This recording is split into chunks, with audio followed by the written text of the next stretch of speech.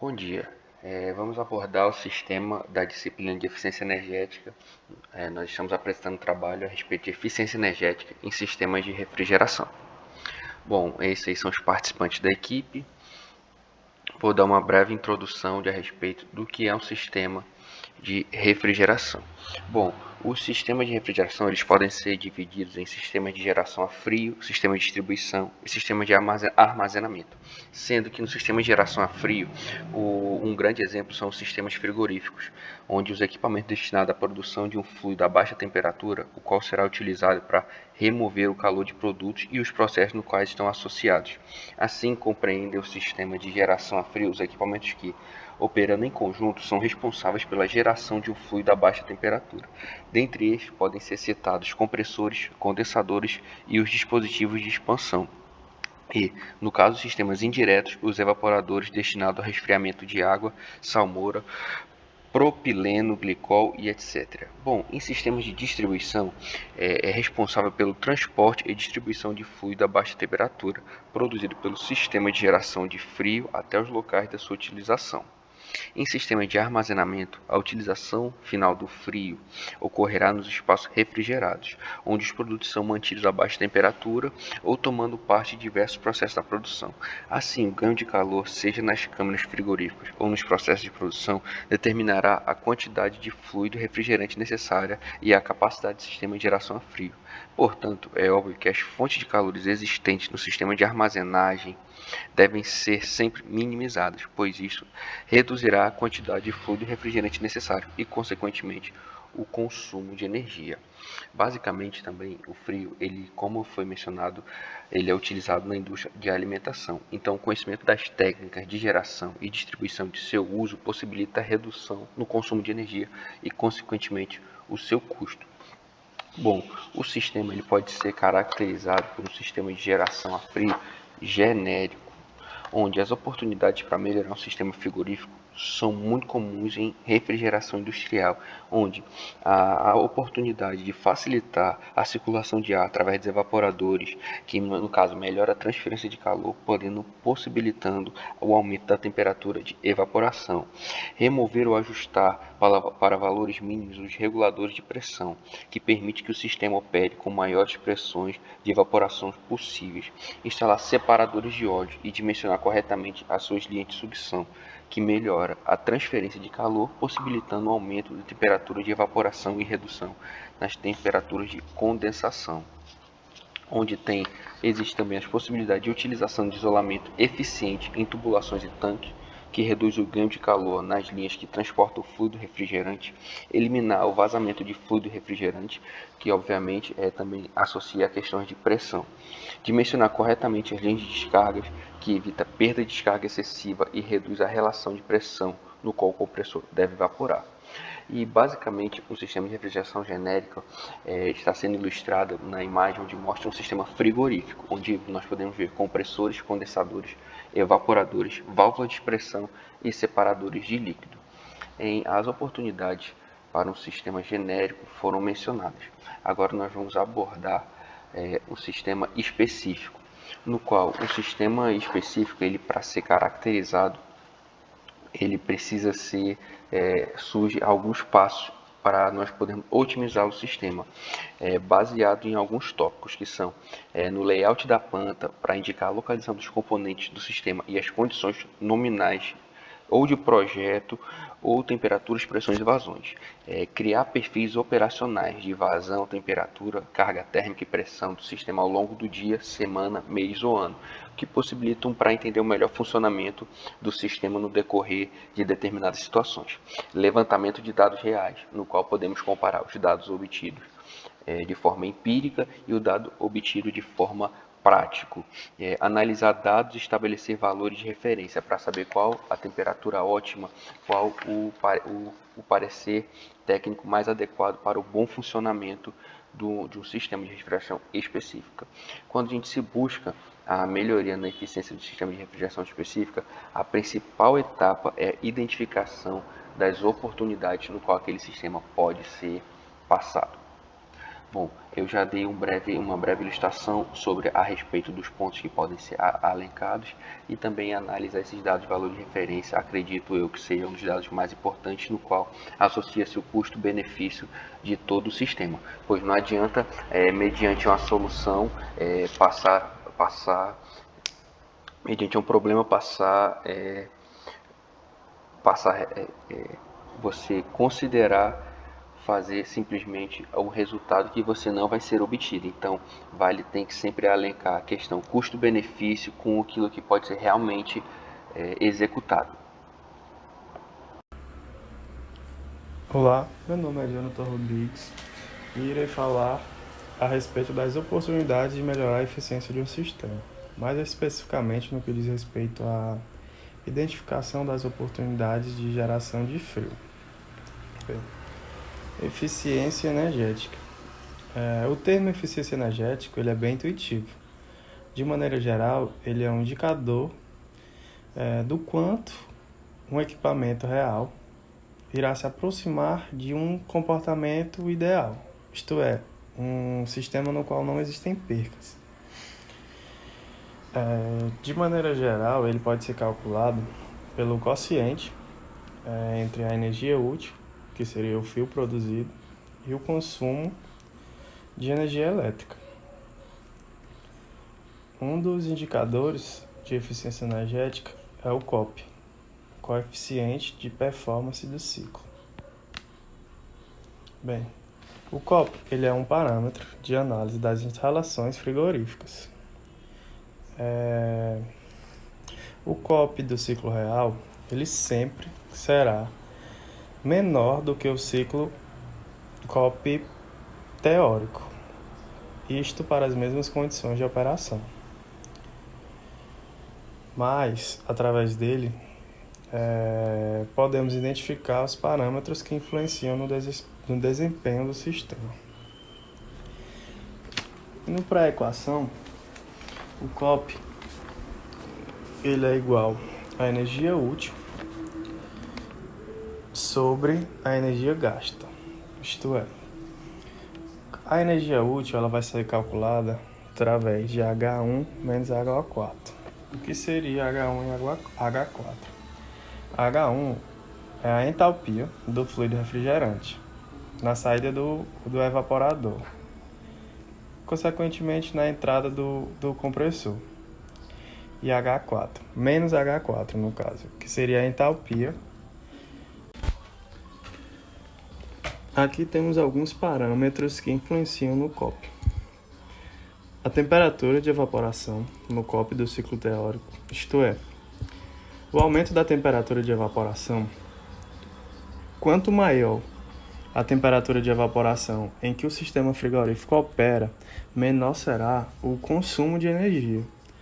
Tipicamente, a cada 1 grau Celsius de aumento de temperatura de evaporação, diminui o consumo de energia em aproximadamente 1 a 4%. Em seguida temos a influência da temperatura de condensação do COP no ciclo teórico, isto é, diminuindo a temperatura de condensação,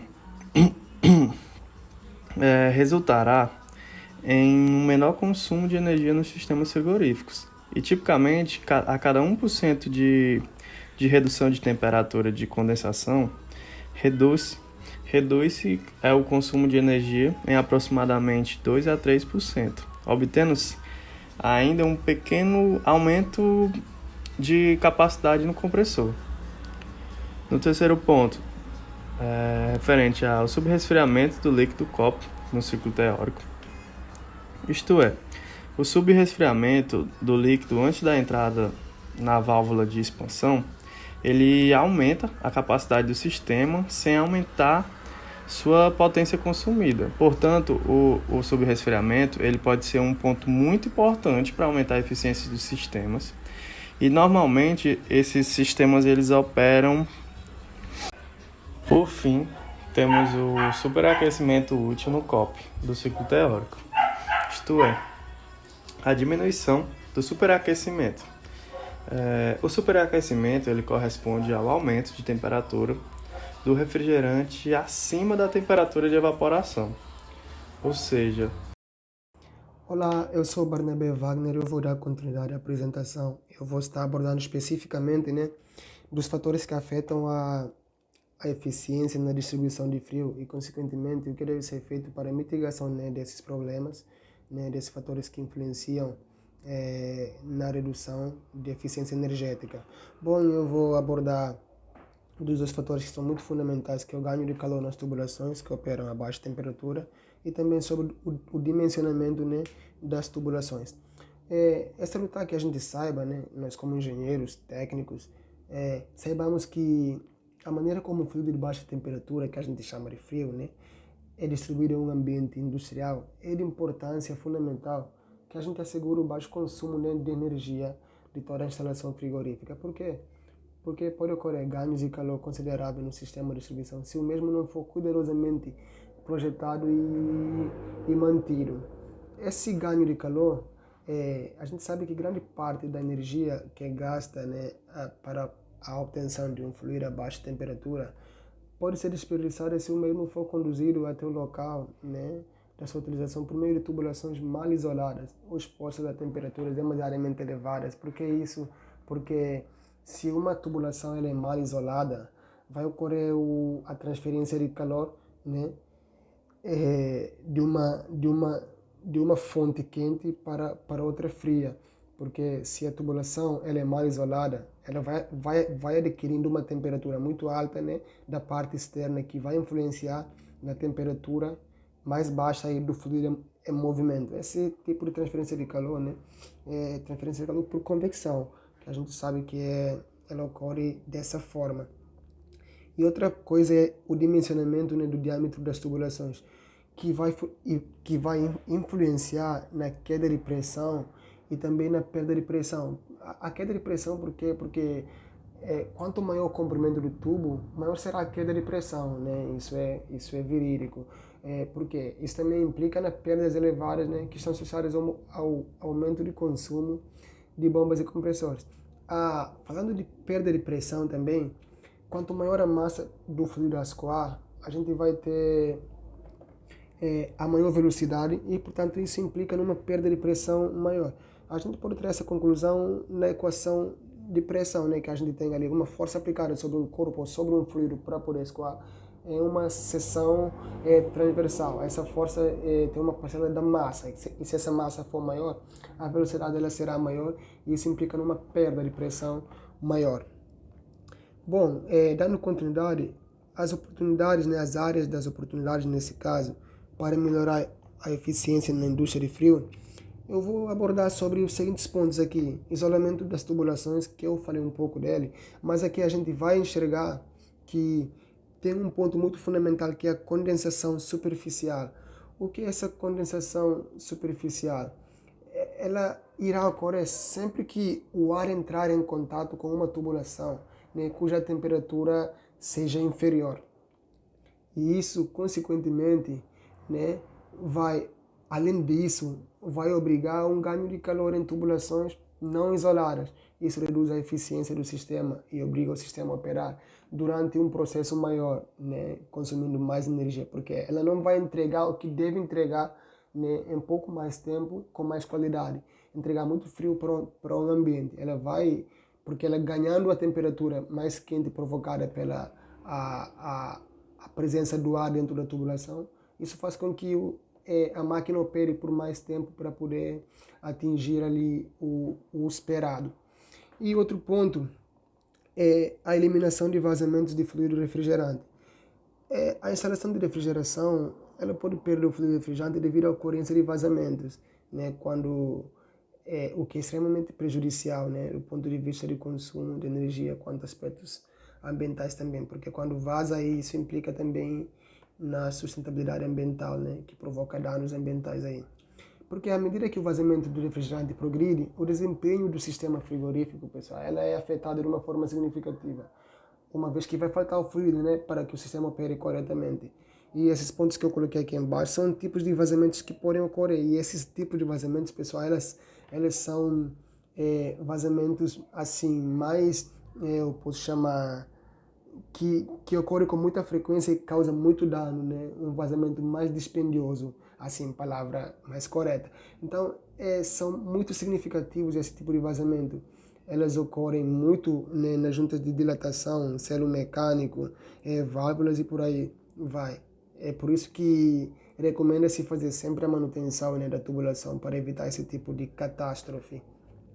Bom, o outro ponto é a redução, né, da queda de pressão na linha de sucção. O que é isso? A queda de pressão na linha de sucção aumenta o volume do gás refrigerante que deve ser trabalhado pelo compressor para uma maior capacidade em toneladas de refrigeração, o que significa uma redução da capacidade, né? Olá, eu sou Marisabel França e para finalizar, falarei um pouco sobre a identificação das oportunidades no uso final do frio. Para alcançarmos a melhor eficiência no uso final do frio, é necessário observar vários fatores importantes, não só os relacionados ao ambiente, mas também os relacionados ao produto. Em câmaras, facilmente pode não ser considerada a quantidade de produto, a temperatura dele, a temperatura que ele vai chegar ao final, sendo que tudo isso vai influenciar no resultado. E alguns fatores do ambiente, considerados pequenos e simples, como a iluminação, se não forem considerados, podem influenciar no sub ou no superdimensionamento daquele sistema frigorífico, fazendo assim com que a qualidade do produto diminua e o consumo de energia aumente. Então, é muito importante identificarmos fatores que vão afetar a eficiência do uso do frio. E alguns deles estão listados aqui abaixo. Falando um pouco sobre as condições de armazenagem, essas condições podem determinar a eficiência do sistema de refrigeração, pois o modo de armazenamento está ligado à temperatura de evaporação de cada produto. Sendo assim, a melhor solução que temos para esse cenário seria, de forma utópica, fazer uma câmara individual para cada tipo de produto. Mas isso não é possível. Seria bastante oneroso, complicado. Então, a solução real para esse problema é simplesmente fazer uma divisão em setores ou grupos dos produtos que requerem as mesmas condições de armazenamento. O ganho de calor através da estrutura da câmara é quando acontece uma carga de calor pela diferença de temperatura entre o ambiente interno e o externo da câmara. Essa diferença térmica é transmitida pelos elementos da câmara, pelo piso, pela parede, pelo teto. Isso é bem comum de acontecer. Então, a gente precisaria fazer um isolamento, ver quais materiais a gente está utilizando na construção daquela câmara e outros passos. Falando sobre o ganho de calor devido à infiltração de ar externo. Esse diferencial de carga térmica pode acontecer com a entrada de ar quente do exterior da câmara ou saída de ar frio do interior da câmara. Como que isso acontece? Quando o ar tem abertura de porta, ou então qualquer outra abertura, ficar abrindo e fechando a porta, isso vai fazer com que o ar frio saia e que o ar quente entre. Então, é uma solução bem simples. É não ficar abrindo e fechando as câmaras, porque essa diferença térmica fica um déficit, e esse déficit precisa ser resfriado novamente. E, consequentemente, isso vai gerar um aumento no consumo de energia. E no ganho de calor devido a equipamentos instalados nas câmaras, essa condição se baseia na dissipação de calor de todos os equipamentos elétricos que podem estar instalados na câmara, sendo lâmpadas, motores, qualquer tipo de equipamento elétrico. Vou falar de áreas de oportunidade para melhorar essa eficiência. E o primeiro é a redução do ganho de calor através das estruturas das câmaras frigoríficas. Como eu tinha falado antes, é a carga térmica que entra em uma câmara de conservação de produtos vem normalmente da transmissão do calor pelas paredes, teto, piso. E aí vem a oportunidade de utilizar um isolamento. E esse isolamento é fundamental, sendo um fator muito importante, diminuindo o consumo energético na instalação e na conservação da câmara. porque ele vai influenciar na relação da entrada de calor no ambiente refrigerado e também vai dificultar que saia a refrigeração, o frio, e vai ter uma dificuldade ao modificar. Como eu acabei de falar, do ganho de calor através das estruturas das câmaras frigoríficas, isso também pode acontecer por infiltração de ar. E a gente pode adotar medidas preventivas para que isso não aconteça. Isso podem ser instalação de cortinas de PVC ou cortinas de ar na porta da câmara, além de um sistema automatizado para fechar as portas e, sempre que possível, utilizar anticâmaras resfriadas nas entradas das câmaras, para que não tenha entrada de calor e umidade e a câmara não dependa do ambiente externo. Os ventiladores dos evaporadores também mandam a carga térmica para a câmara, mas eles contribuem 2 vezes mais para o consumo de energia, porque eles consomem energia elétrica, em que grande parte dela é convertida em calor, e vai ser necessário remover esse calor pelo sistema frigorífico. Então, deve-se desligar os ventiladores quando eles não estiverem sendo utilizados e adotar ventiladores eficientes, associados aos monitores do alto rendimento. Monitores mais eficientes são projetados para converter maior quantidade de energia elétrica em trabalho. Para a diminuição da carga de iluminação, também é necessário utilizar um sistema automatizado e um sistema mais eficiente. Uma das medidas que também pode ser adotada para melhorar a eficiência no uso final do frio é usar os sistemas de anticondensação superficial, que eles estão aí para prevenir a condensação da umidade sobre algumas superfícies. E para que ele não seja também um meio de maior gasto de energia, ele pode ser acionado em ciclos por um sistema de controle que o ative somente quando a temperatura de orvalho do ar for superior a um valor pré-determinado. Também é importante ter uma adequação da temperatura no ambiente refrigerado, ou seja, armazenar na câmara produtos que necessitem da mesma temperatura de armazenagem e estabelecer uma máxima temperatura possível, levando em consideração os aspectos relacionados à preservação, da integridade e a vida útil do produto, fazendo assim que não diminua sua qualidade e, para que isso aconteça, não tenha que fazer um uso exorbitante de energia. Também podemos ter uma redução das perdas devido à inexistência do termostato ou do pressostato. Ter um equipamento de controle de temperatura é fundamental numa câmara, e a falta ou o mau funcionamento do mesmo constitui um item extremamente grave, porque provoca um funcionamento contínuo dos compressores e faz ter um maior desperdício de energia. Sobre a adequação da forma de armazenagem de produtos nos espaços refrigerados, caso haja um armazenamento de forma inadequada de produtos naquele espaço, a circulação de ar frio no ambiente vai ser prejudicada. Isso vai fazer com que aumente o consumo de energia. Então, a melhor solução será evitar encostar produto na parede da câmara, como a gente já não faz na nossa geladeira em casa, e manter o espaçamento entre eles. Uma das soluções é usar pallets para empilhamento dos produtos.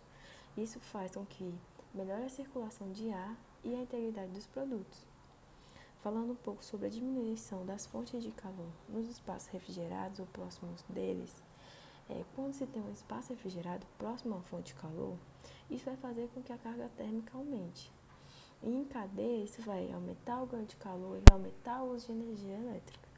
Então, para evitar esse tipo de é preciso evitar esse tipo de equipamento próximo ou dentro das câmaras.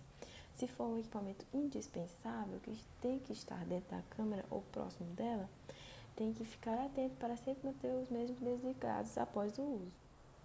Por último, mas não menos importante, falaremos um pouco sobre a otimização do degelo.